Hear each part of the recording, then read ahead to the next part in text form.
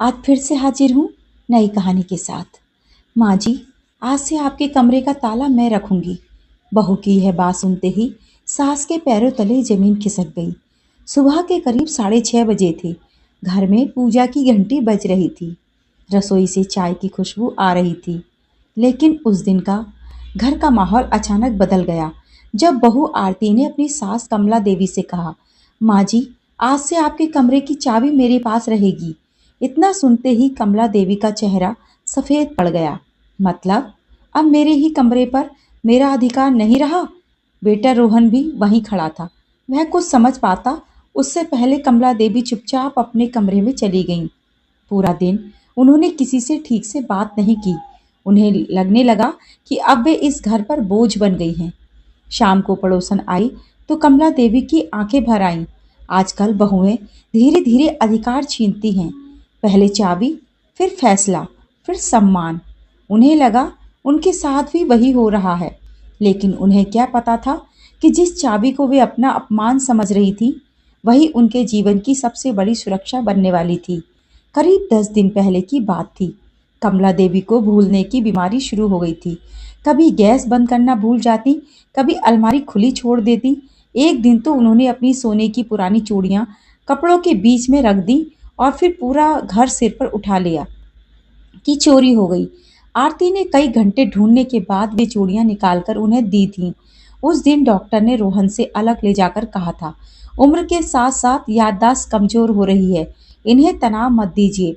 कीमती सामान सुरक्षित रखिए। इनकी इज्जत भी बनी रहे और सुरक्षा भी। बस उसी दिन आरती ने एक योजना बनाई। उसने कमला देवी की अलमारी में एक छोटा डिजिटल लॉकर लगवाया। सारे जरूरी कागज, गहने और नकदी उसमें रख दिए।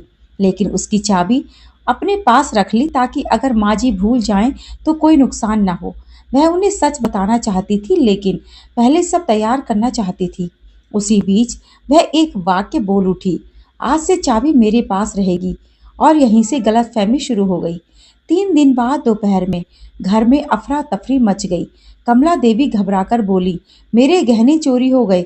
रिश्तेदार भी घर पर थे। कुछ लोगों की निगाहें सीधे बहू पर चली गईं।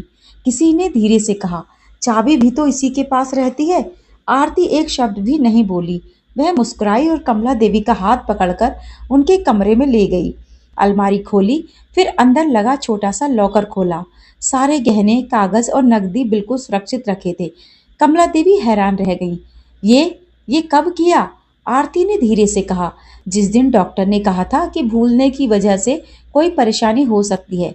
मैं नहीं चाहती थी कि कभी आपको लगे कि आपने कुछ खो दिया या कोई आपका भरोसा तोड़ गया। कमला देवी की आंखें झुक गईं। वे समझ गईं कि उन्होंने बहू की नियत पर शक करके कितना बड़ा अन्याय किया। उसी शाम उन्होंने पूरे परिवार के सामने चाबी आरती के हाथ में वापस रख दी। लेकिन इस बार उनके शब्द अलग थे। बहू, पहले मुझे लगा था कि तुम मेरा अधिकार छीन रही हो।